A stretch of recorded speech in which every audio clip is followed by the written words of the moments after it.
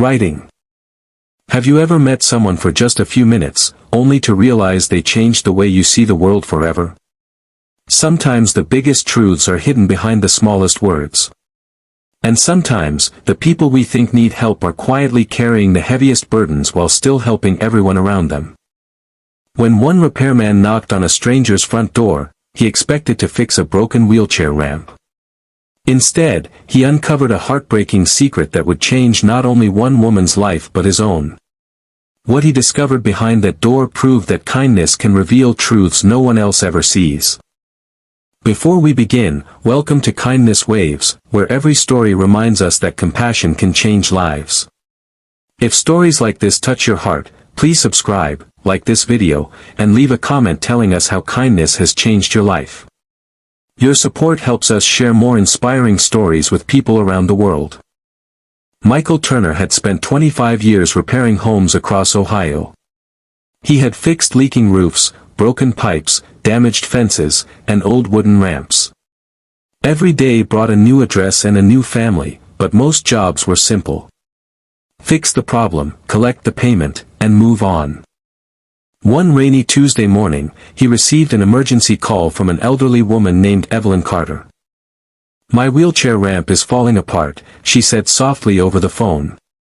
"I can't leave my house safely anymore." Michael promised he would be there that afternoon. When he arrived, he found a small white house with flowers blooming along the front porch.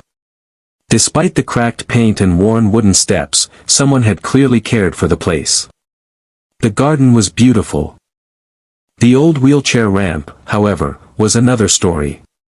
Several boards had split, nails were sticking out, and one support beam was nearly broken in half. Before Michael could knock, the front door slowly opened. A woman in her late 60s smiled warmly from her wheelchair. "You must be Michael," she said. "Thank you for coming so quickly." Her smile was genuine, but her eyes looked tired. As Michael inspected the ramp, he noticed something unusual. The wheelchair tires were spotless. There wasn't a single scratch on the footrests. It looked almost brand new. He didn't think much about it. For the next few hours, he worked in the rain, replacing damaged boards and reinforcing the frame. Evelyn occasionally brought him lemonade and homemade cookies. "You don't have to keep coming outside," Michael laughed. "I like the fresh air," she replied. As the afternoon went on, they talked about family, neighbors, and the little town they both loved. Michael learned that Evelyn had once been an elementary school teacher. She never married and had no children, but everyone in town seemed to know her. Before finishing, Michael asked politely, "How long have you been using the wheelchair?" Evelyn paused. "A little over 3 years." She didn't say anything else. Something in her voice made Michael decide not to ask more questions. When the work was done, he handed her the invoice. She stared at it quietly.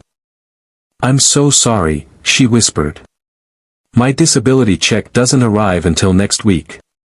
Could you give me a few days?" Michael smiled. "Don't worry about it. Pay me whenever you can." Tears immediately filled her eyes. "You trusted me?" "Of course." She reached over and squeezed his hand. "You have no idea how much that means." A week passed. Then another. No payment came. Michael wasn't angry. He assumed money was tight. One afternoon, he happened to drive past Evelyn's neighborhood while working nearby. Something caught his attention. He saw Evelyn standing. Not walking perfectly, but standing. She quickly stepped onto the porch before carefully sitting back into the wheelchair. Michael froze. Confused, he wondered if she had lied. The next morning, he returned to the house.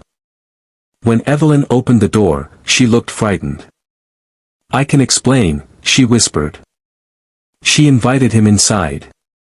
The living room walls were covered with photographs. Children smiling. Graduation pictures. Wedding photos. Military uniforms. None of them were her family.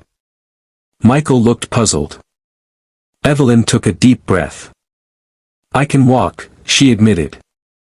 "Not for very long, and not without pain. But yes. I can." Michael remained silent. She continued. "I didn't buy this wheelchair because I needed it every minute. I bought it because other people needed me." Then she told him everything. 3 years earlier, she had developed severe arthritis that made walking extremely painful. One day, while shopping, she noticed how invisible wheelchair users often became. People ignored them. Some stores weren't accessible. Neighbors stopped inviting them to events because they assumed getting there was too difficult.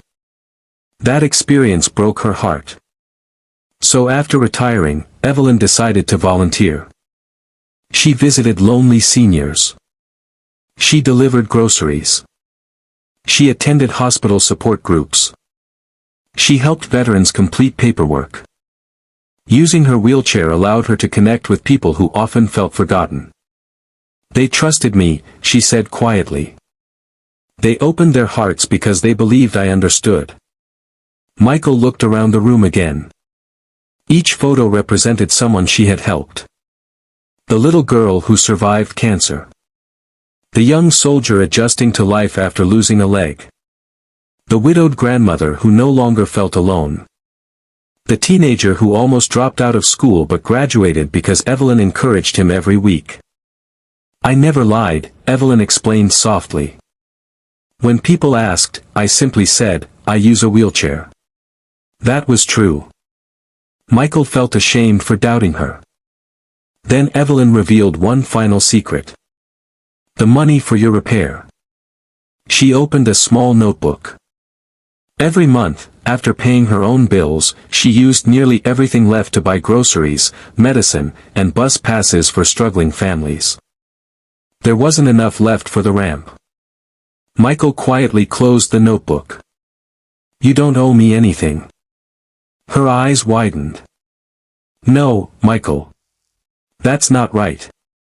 "It is. But your work matters too." He smiled. "And so does yours." The following weekend, Michael returned with several friends from his church. Without telling Evelyn, they painted her entire house. Another neighbor repaired the roof. A landscaper planted new flowers. An electrician replaced dangerous wiring. A local grocery store donated food. When people heard Evelyn's story, kindness spread through the town faster than anyone expected. Within weeks, dozens of volunteers joined together. Some delivered meals. Others drove seniors to doctor appointments. Teenagers mowed lawns for free. Local businesses donated supplies whenever someone in need called. It became known simply as the Neighbor Project. Months later, Michael attended a community picnic. He watched as Evelyn stood slowly beside her wheelchair to thank everyone. The crowd applauded, but not because she could stand. They applauded because she had helped an entire town stand together. Michael realized something that day. The wheelchair had never been the story. The real story was the heart sitting inside it. We often judge people by what we can see. We assume we know their struggles, their motives, or their strength. But every person we meet is carrying a story we cannot see. Sometimes the strongest people ask for help. Sometimes the people receiving kindness are also the ones giving the most. And sometimes, one simple act of trust can uncover a lifetime of compassion. Michael never forgot Evelyn Carter. Years later, whenever someone asked why he often repaired homes for free, he simply smiled. "Because one woman in a wheelchair taught me that kindness is never a transaction. It's a gift that keeps moving from one heart to another." If this story reminds us of anything, it's that kindness doesn't depend on money, strength, or perfect health. It begins with choosing to care, even when no one is watching. Every smile, every helping hand, and every act of compassion has the power to change a life in ways we may never fully understand. So today, choose kindness. Someone you meet may be carrying a hidden burden, and your small act of love could become the reason they keep believing in humanity. Until next time, keep spreading kindness, keep believing in people, and keep making waves of hope wherever you go.